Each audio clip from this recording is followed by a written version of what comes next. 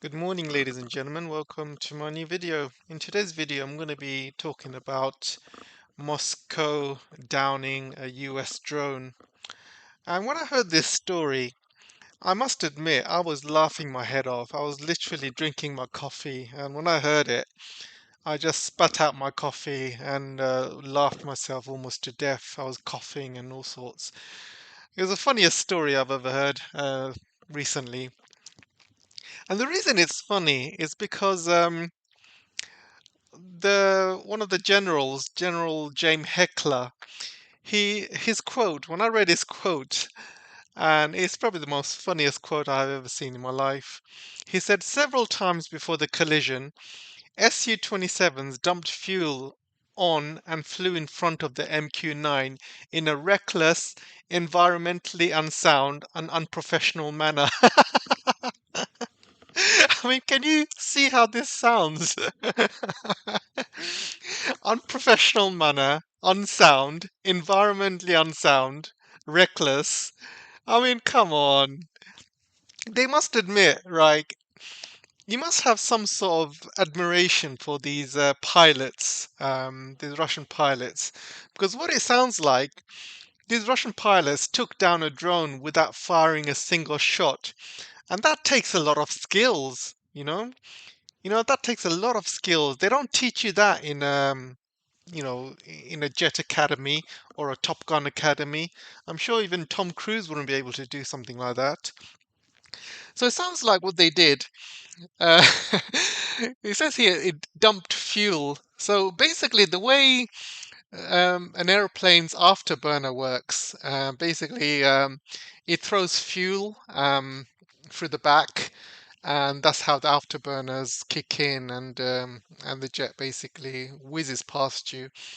So I think that's what they've done. They've switched on the afterburner, and they basically went towards the drone, and last minute they kicked off the afterburner, and which released a lot of fuel, and they kind of went up, just missed the UAV last minute, and I think that's what they did, and this is how some of the fuel ended up on the drone. And if that's the case, I mean, if I was a US general, I would be like, whoa, these pilots are amazing. I would be praising these pilots, not bloody saying things like reckless, environmentally unsound, and unprofessional. So the fact that he says environmentally unsound, I mean, he just put a little bit of fuel on the UAV. And when he talks about environmentally unsound, the US military is the most heaviest environmentally unsound military complex out there. They have over 800, 900 bases around the world, producing loads of CO2, carbon, and lots of pollution they are releasing. They have all these aircraft carriers, 11, 12 aircraft carriers, ships, airplanes, fighter jets all over the world. I mean, come on. The most heaviest polluting thing in the world right now is a military industrial complex. For him to say something like that is quite laughable, to be honest. And he also mentioned this unprofessional manner. I mean, let me tell you this. What the hell is a US drone doing flying around in Black Sea near Crimea in a war zone? So if you're going to do that, you are asking for it. I mean, look at the US, right? There was a weather balloon flying around over United States. They accused the Chinese of spying, so they shot it down. And they also shot down other weather balloons. These were experimental weather balloons. One of them was released by a school. So this was obviously some school kids' experiment. And they shot down a school kids' experiment, called it a UFO, and used, hundreds of thousand pounds worth of missiles, shot it out the sky. And this is what they resort to with anything flying around in and out of United States. So why couldn't Russia do the same thing? And also, right, these drones are obviously gathering lots of intelligence. They're flying around Crimea, gathering intelligence. And this UAV has some of the most, you know, intelligent AI and surveillance equipment in the world. This is one of the most advanced UAVs that United States has, and I believe they have around 300 of these stationed around the world. So as you can see from this article, these drones do not come cheap. Each one costs apparently 56.5 million, which is a lot of money. And they are one of the most advanced drones that the United States has, with sophisticated, communications, weapons, and other things as well, which I'll probably go into in a bit. But I don't think the United States is too worried about the $56.5 million that they've lost. They're more worried about this drone falling into Russian hands. And this is why the Russian pilots should be rewarded with gold stars, and they must have been told from high up, try and take this drone down without causing any damage. Because they could have easily destroyed it out the sky. They could have done what the US has done to the weather balloons that were flying across United States, flying, those children's weather balloons. They could have easily blown it out the sky. But no, they've been told, try and bring this down without causing any damage so we can reverse engineer it. And it's probably fallen in the Black Sea, and as you know, United States is not allowed to go into the Black Sea, because Turkey's not going to let them, and sure as Russia's not going to let them, so they won't be able to salvage it or recover it in any way. So Russia's probably got it by now, and they've also going to be sharing that technology with the Chinese, and Chinese are going to be like, thank you very much, see you in Taiwan. So this drone obviously has got advanced communication equipment, so they will be able to gather a lot of intelligence from this drone as well, especially when it comes to communications and other things as well. So the United States is obviously not very happy, and the fact that they've lost that technology to Russia. Russia has been very lacking in drone technology. They're not as sophisticated as the United States or the Chinese, and even other countries have got better drone technology than what Russia has. For example, Israel, even Turkey, and a few other countries as well. And so Russia's obviously not been looking too much into drone technology, and so they've got a brand new drone which is top of the range, very, very sophisticated, and they will be reversing engineering it. And in a few years, they'll release a drone. They'll call it SU-9U or something, and Russia will basically get very, very good drone technology. And United States has given them that access. So, like I said, these pilots were amazing. The fact that they've brought down a drone without causing any sort of damage, apart from the propeller, that goes to show how great some of these Russian pilots are. So I bet you they don't teach you this kind of maneuver in the Top Gun Maverick schools in the United States. And I bet you even Tom Cruise wouldn't be able to pull off something like that in his Top Gun films. Anyway, this reminds me of something that happened a few years ago with clash between China and Canadian Australian airplanes. And there was a time when Canadian and Australian airplanes were flying close to the North Korean border, and basically everybody knows the North Korean borders China as well. So they're using that excuse to also spy on China. They were calling a UN mission, but everybody knows they're also using that excuse to spy on China as well. So the Chinese airplanes basically shoot off these Australian and Canadian airplanes. And Justin Trudeau said later the Chinese were irresponsible and provocative. They were putting people at risk. And there was other statements coming around saying the Chinese are using bullying tactics as well. I mean, how can it be a bullying tactic when you're flying close to the Chinese border and spying on China? I mean, look at this, the example of bullying tactics. I mean, look at where Canada is and Australia is, and compare it to how far they are away from their shores and in near Chinese borders. So why it reminded me of this is basically this is from a BBC article. You can see here the Chinese aircraft released flares and cut in front of the Australian surveillance plane. The Chinese jet then released chaff, an anti-radar device which includes small pieces of aluminium, which entered the Australian plane's engine.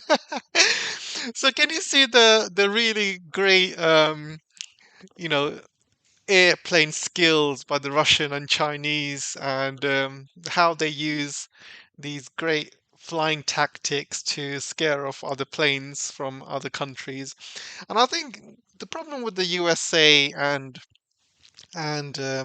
other Western countries, they are used to having that air superiority. I mean, when it comes to Iraq, when it comes to Libya, Yugoslavia, Afghanistan, you've seen that they are great in the air. All they do is flying around, bomb these Afghans and Iraqis, civilians, what have you not. So they are used to having that air superiority. So they don't, you know, get taught how to do the kind of the old school maneuvers and really tight maneuvers, difficult maneuvers, because that's what happens if you get lazy. You know, when you have total control of the air, you feel that you don't need to learn all of these things. You basically just follow orders, fly around, drop a couple of bombs, and that's it, and come back home. There's nobody else to kind of fight you or match you. I mean, long gone are the days when you had Second World War, Pearl Harbor, you know, when, pilots were real pilots, they were basically showing lots of skills up in the air. They were basically fighting with other pilots which were just as skilled. Those days are long gone. Nowadays, it's all stealth aircraft. You fly into enemy territory, drop a couple of bombs, and fly out again. The old-fashioned schools or old school skills are gone. So when you have the Russians and the Chinese doing, these kind of maneuvers, the West absolutely panic and get scared and think, what the hell is going on? And it's quite funny to see some of their reactions, to be honest. So I'm just going to go through this article here. What's known about the Sea drone incident? Where did this happen? Obviously, happened in the Black Sea. What kind of drone was it? And you can see this is one of the most advanced Reaper drones, capable of carrying 1,700 kg worth of laser-guided bombs or Hellfire missiles, developed by California-based General Dynamics. Wingspan of 20 meters, powered by 950 horsepower Turbo Pro engine, speeds of 280 to 300 kilometers per hour, and it's basically an intelligence, surveillance, reconnaissance platform. And so you can see, well, it's one of the most advanced drones out there, and you can see the US operated around 300 of them as of 2021. So there's not many of them. We're not talking about thousands. We're talking about between 300 and maybe 400 by now. But they are very, very expensive, as I've showed you before. Why was the drone there? Obviously, to gather surveillance, intelligence gathering from, and basically they would have just given all of that to Ukraine, and that in itself is a declaration of war. When you have United States gathering intelligence and data and giving it to Ukraine, where Ukraine can use that to kill Russian soldiers and Russian troops, then that in itself, that drone had no business being there. And it doesn't matter what excuse the United States uses, saying it's international waters, blah, blah, blah. That had no business being anywhere near a war zone. For example, if the United States was in Iraq at the time and Russia was flying around with drones, or China was flying around with drones around Iraq, what do you think the United States would do to those drones? Obviously, they would just destroy it, bring it down. And you can see what happened to the wreck. And you can see the Russian Navy managed to recover several parts after search and rescue operation, as the US and NATO observed from its surveillance planes. I think basically it's fallen into the sea, and most of it would be intact, to be honest, because they didn't blow it up with the missiles or anything like that. So yeah, a couple of propellers would have been broken, and there's some of the parts which can easily break are probably broken, but the main parts, which is inside the UAV, the main electronics and stuff like that, the main equipment is all inside the UAV, and that's the most important thing. And I believe they would have had recovered that by now. So you got you got a couple of people in the United States. Here's one of them saying United States needs to start downing Russian warplanes and start escalating this conflict. Well, let me tell you something. Once United States starts downing Russian warplanes, you will see what happens. Russia will start sending a hypersonic missile to every single NATO and US base around Russia and Europe, even in the Middle East. Things will escalate very, very quickly, and they do not want to go there, trust me. And if things escalate even more, then we're talking about nuclear exchanges as well.